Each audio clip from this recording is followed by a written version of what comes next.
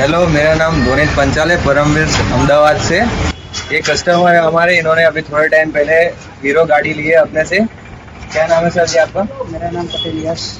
पटेल, ये सबका नाम है। ओके, आपने कब गाड़ी ली, कितना टाइम हुआ? डेढ़ दो महीना जैसा हो गया। क्या मतलब क्या लोडिंग क्या करते हो आप इसका?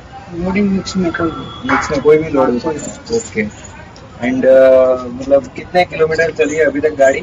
अभी 2000 चल गई। 2000 चल गई। कैसी है गाड़ी चलाने में? एकदम बढ़िया। बढ़िया है। कोई आपको कोई दिक्कत नहीं। कोई दिक्कत नहीं है? किसी को आप गाड़ी प्रीफर कर सकते हो? क्या किया है आपने?